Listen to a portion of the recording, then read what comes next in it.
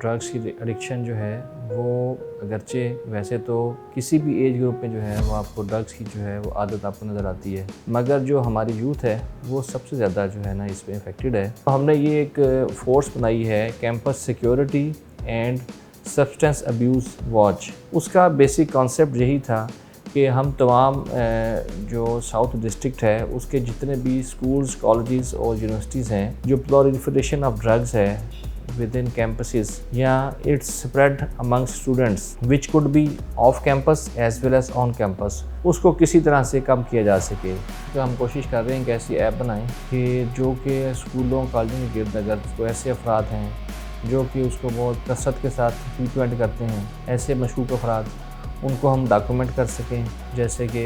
उनकी ऐसी हम पिक्चर्स ले सकें, या फिर उनकी अगर ऐसी कोई सवारी है, कोई कार इस्तेमाल कर रहे हैं या फिर मोटरसाइकिल इस्तेमाल कर रहे हैं, तो उसको हम किसी तरह से डॉक्यूमेंट करना शुरू कर दें। साउथ जोन में ड्रग्स आ रही है, उसको रोकने के लिए अगर उसको रोक लिया जाए तो इंस्टीट्यूशन तक तो नहीं पहुँचेगी ना सर।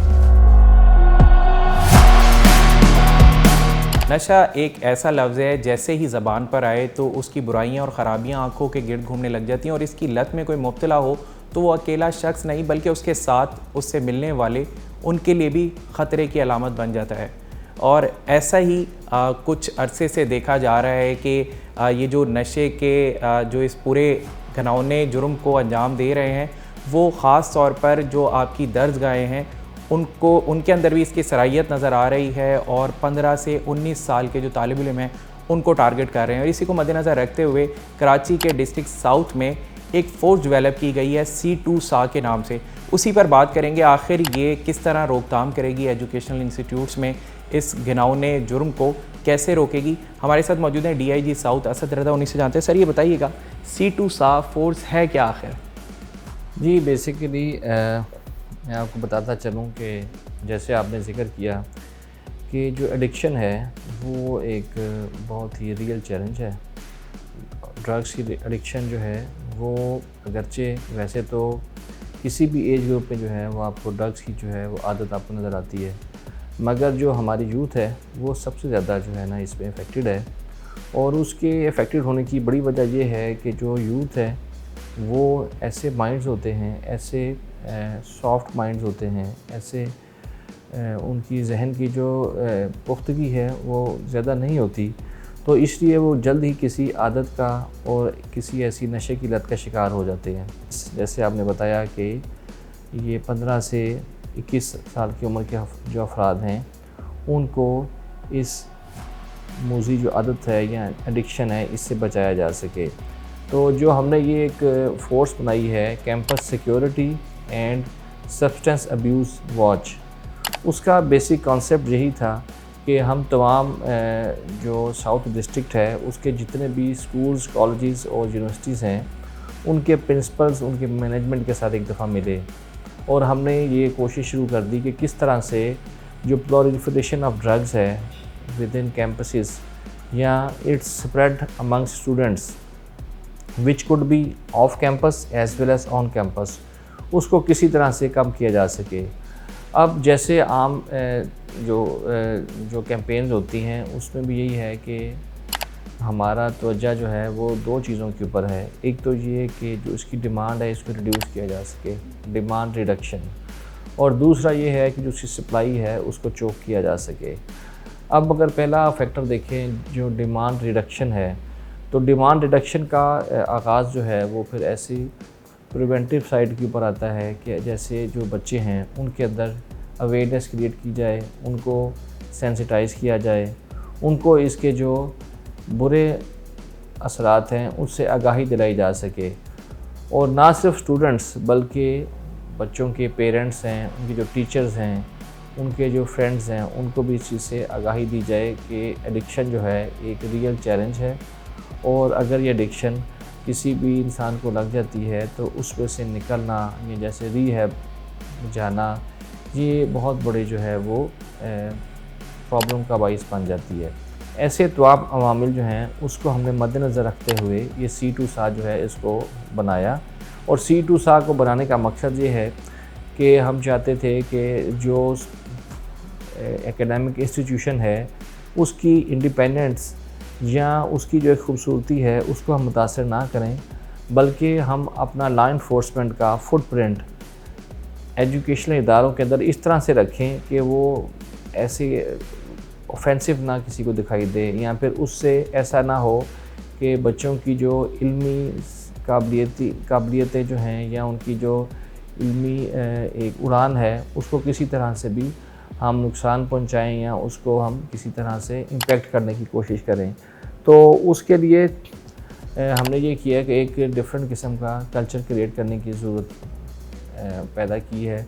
जिसके तहत हमने जो एक अलहदा यूनिफॉर्म जो है उनकी बनाई है, जो कि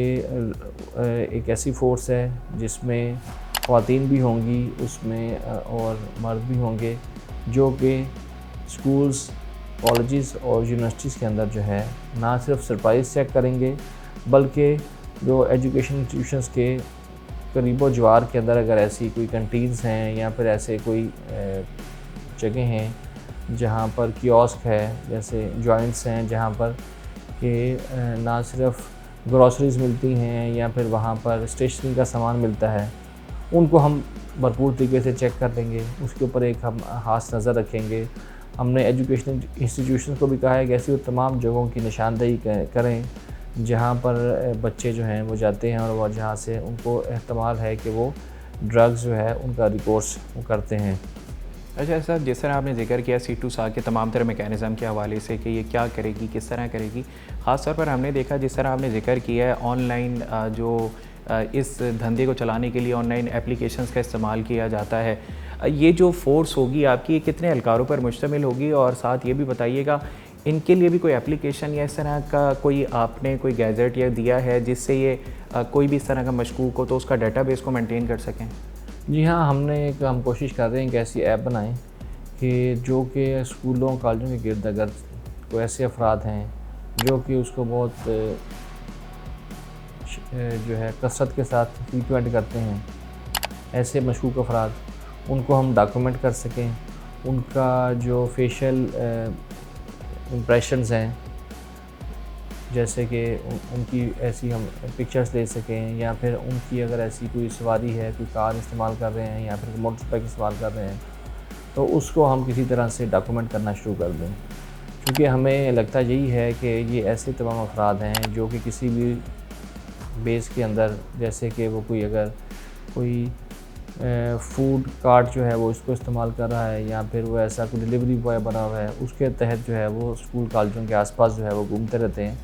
तो उनको हम इसी तरह से आइडेंटिफाई करेंगे। और वो जो ऐप है वो हर स्कूल कॉलेज के आसपास जो हमारे C2SA के ट्रेंड जो ऑफिसर्स हैं उनको फराहम की जाएगी, और उसके ज़रिए जो है वो वक्तन फ़वक्तन ऐसे अफराद की जो है वो डेटाबेस बनाने की कोशिश में लगे रहेंगे। उसके अलावा ये है कि हम ये चाहते हैं कि जो एक डेफिनेट किस्म के लोग हैं और ऐसे लिंक्स हैं जो कि काफ़ी सालों साल का जो पुलिस वर्क है उसमें हमें पता चला है कि वो लोग ड्रग्स फराहम कर रहे हैं, तो उनके ख़िलाफ़ जो एक्शन है उसको मज़ीद शिद्दत के साथ जो है वो हम अमल में लेके आएंगे। अच्छा, बिल्कुल। और आखिर में मुझे ये बताएं कि ख़ास तौर पर आपने साउथ जोन के लिए ये इनिशिएटिव लिया ताकि मनशियात की रोकथाम को अमल पैरा दिखाया जा सके कि मनशियात की रोकथाम के लिए पुलिस काम कर रही है। ख़ास तौर पर ये बात कि साउथ जोन में ड्रग्स आ रही है, उसको रोकने के लिए अगर उसको रोक लिया जाए तो इंस्टीट्यूशन तक तो नहीं पहुँचेगी ना सर? जी हाँ, बिल्कुल ऐसे ही है। जैसे मैंने पहले कहा कि इसमें दोनों चीज़ें हैं कि एक तो डिमांड रिडक्शन जो है वो भी एक प्रॉपर जो है मैकेनिज़्म है कि पहले तो हम ये करें, क्योंकि कोई भी आप अप्रोच इस्तेमाल कर लें, अगर आप सिर्फ उस सप्लाई के ऊपर जो है वो फोकस करेंगे तो वो फोकस मैं समझता हूँ कि लॉप साइडेड होगा, वो बैलेंस अप्रोच नहीं होगी। इसलिए हमेशा law enforcement agencies world wide जो है वो दोनों एंगल्स को कवर करती हैं, 2 prong स्ट्रेटजी को इस्तेमाल करती हैं, जिसमें सप्लाई जो है उसको चोक किया जाता है और जो डिमांड है उसको रिड्यूस किया जाता है। डिमांड रिडक्शन जो है वो फिर ऐसी चीज़ है कि जिसके ज़रिए जो है